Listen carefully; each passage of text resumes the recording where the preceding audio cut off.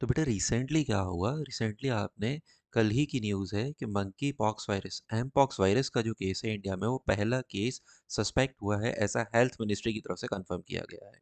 अच्छा देखो ये मंकी पॉक्स वायरस जो है ना इसका केस सस्पेक्ट हुआ है तो अभी घबराने की कोई बात नहीं है। ये केस आपका अभी कंफर्म नहीं हुआ है। जो आपका सस्पेक्ट था उसे आइसोलेट कर दिया गया है, उसके ब्लड सैंपल्स जो हैं वो आपके इन्वेस्टिगेशंस के लिए लैब में भेज दिए गए हैं। तो ये केस अभी कंफर्म नहीं हुआ है। लेकिन हाँ, बात ये है कि मंकी पॉक्स वायरस या एम पॉक्स वायरस है क्या? इसे जानने की कोशिश करते हैं। बेटा अगर बात करी जाए मंकी पॉक्स वायरस की, तो इसका जो इनिशिएशन या पहली बार जो मंकी पॉक्स वायरस आपको देखने को मिलता है, ये मंकी पॉक्स वायरस पहली बार आपको देखने को मिलता है ये डेनमार्क में। डेनमार्क में 1958 में मंकी रिसर्च के लिए जो बंदर रखे गए थे, उनमें ये वायरस आपका देखने को मिलता है। पहला अगर ह्यूमन केस की अगर हम बात करें, तो डेमोक्रेटिक रिपब्लिक ऑफ कॉन्गो जो है वहाँ पे 1970 में इसका पहला केस जो है वो आपको देखने को मिलता है। अब यहाँ पे ये धीमे-धीमे ये कॉन्गो या अफ्रीका के कई कंट्रीज़ में फैलता है।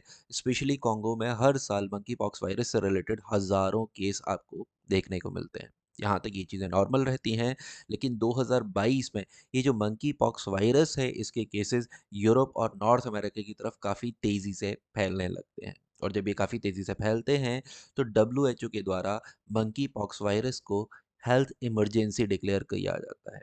अच्छा ये मंकी पॉक्स वायरस की बात करें तो ये जो केसेस आपके फैलना शुरू हुए थे जब इन्हें देखा गया चेक किया गया तो देखा गया कि जितने भी सस्पेक्ट थे वो ज़्यादातर क्लोज कांटेक्ट में रहे थे उन लोगों के जो मंकी पॉक्स वायरस से अफेक्टेड थे। मतलब ये अफ्रीका में या तो ये आपके ट्रैवल किया होगा इन्होंने या टूरिज्म वगैरह के लिए गए होंगे। या एक यहाँ पे एक और तरीका जिससे मंकी पॉक्स वायरस के सस्पेक्टों को देखा गया वो था मैन टू मैन सेक्स के थ्रू भी मंकी पॉक्स वायरस का ट्रांसमिशन बहुत ज़्यादा केसेस में देखा गया।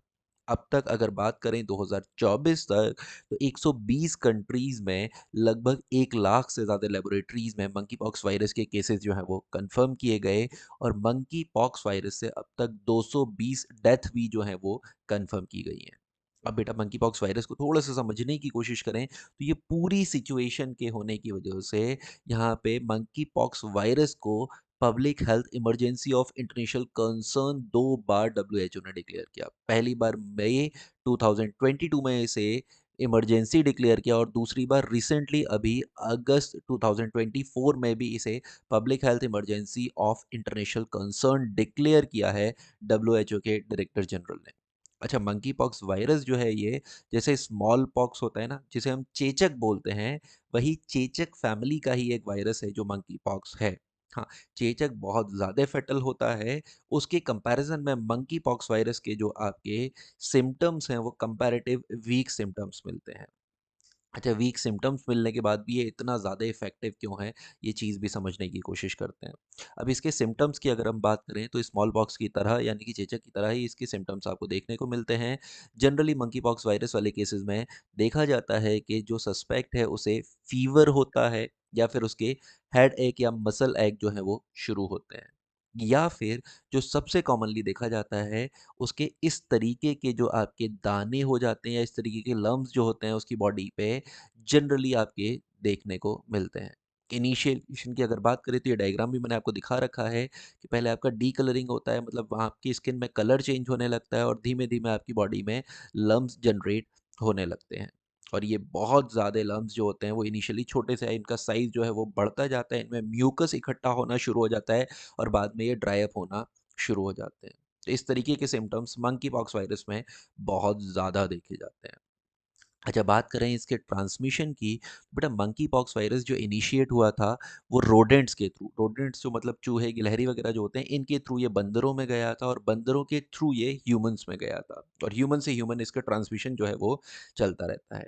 आप क्लोज़ कॉन्टैक्ट में हो, अब जैसे आप हैंडशेक करते हो, अफेक्टेड पर्सन से आप हैंडशेक करते हो, अफेक्टेड पर्सन के ज़्यादा क्लोज़ रह के अगर आप बात करते हो, तो उसके रेस्पिरेटरी जो ड्रॉपलेट्स आते हैं ना, उनकी वजह से जो कोविड में भी आपने देखा था कि रेस्पिरेटरी ड्रॉपलेट्स की वजह से भी आपका ये वायरस था वो फैल रहा था, है ना? तो मतलब अफेक्टेड पर्सन के किसी भी कंटेमिनेटेड एरिया में आते हो, उसके टच में आते हो, उसकी वजह से मंकी पॉक्स वायरस जो है वो आपके स्किन में या आपकी बॉडी में ट्रांसमिट होता है। अगर आपकी स्किन में कहीं पे कोई कट है या कहीं पे आपकी स्किन का मेम्ब्रेन कहीं पे वीक है, आपका स्किन कोई वीक है, उसके थ्रू या आपके रेस्पिरेटरी ट्रैक के थ्रू भी मंकी पॉक्स वायरस जो है वो आपका ट्रांसमिट होता है।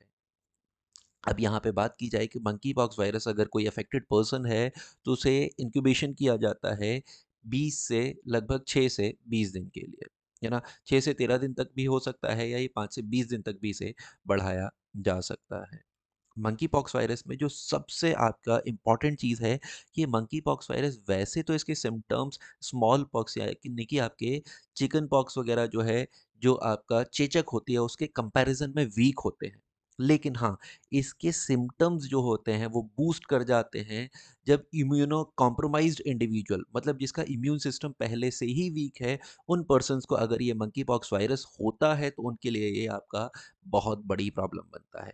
या सेकेंडरी इन्फेक्शन, मतलब आपको पहले से कोई इन्फेक्शन हो रखा है, आपके पहले इन्फेक्शन का ट्रीटमेंट चल रहा है या आप ट्रीट हुए हो और आपको मंकी पॉक्स वायरस हो जाए। या आपकी ब्रोंको निमोनिया जो होता है, मतलब आपकी विंड पाइप में जो निमोनिया होता है, वहाँ से एन्सेफेलाइटिस यानी कि आपके ब्रेन में स्वेलिंग आना, या आपका विज़न जो है वो वहाँ पे आपके कॉर्निया जो होता है, उसमें आपका स्वेलिंग आना।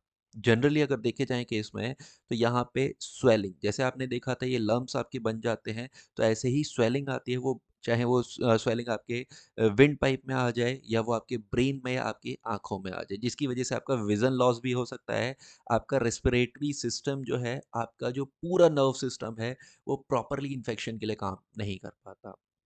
अगर हम इसके ट्रीटमेंट्स की बात करें या प्रिवेंशंस की बात करें, तो मंकी पॉक्स वायरस के लिए आपका वैक्सीन भी बन चुका है। और ये जो वैक्सीन है, ये वैक्सीन आपका हाईली रिस्क जो आपके एरियाज़ हैं, हाई रिस्क या हाई एक्सपोज़र वाले एरिया हैं, वहाँ पे ये वैक्सीन अभी आपका यूज़ किया जा रहा है। लेकिन हाँ, अगर आपको बात बोला जाए कि आपको बिना वैक्सीन के अगर ट्रीट होना है या आपका प्रिवेंशन इसके लिए ज़्यादा है, तो आप कह सकते हो कि आप जो अफेक्टेड पर्सन है, उसे आइसोलेट कर दिया जाए, ताकि उससे ये वायरस स्प्रेड ना हो। अगर आप प्रॉपर हाइजीन मेंटेन करते हो, तो भी आप इस वायरस से बच सकते हो। तो चाहे आप मास्क लगाओ या किसी पर्सन के कॉन्टैक्ट में आते हो, तो आप सैनिटाइज़र्स वगैरह से अपने हाथों को साफ़ करो, या कंटामिनेटेड जो आपके आइटम्स होते हैं, उन्हें आप टच करने से बचो। तो इसके थ्रू आप मंकी पॉक्स वायरस से बच सकते हो। तो आप एक हाइजीनिक रहने की कोशिश करो, और कोई भी पर्सन है, आप उससे एक प्रॉपर डिस्टेंस मेंटेन करने की कोशिश करिए, ताकि अगर किसी भी पर्सन को मंकी पॉक्स वायरस या ऐसा कोई डिज़ीज़ है, तो उससे वो आपकी बॉडी तक ट्रांसमिट ना हो।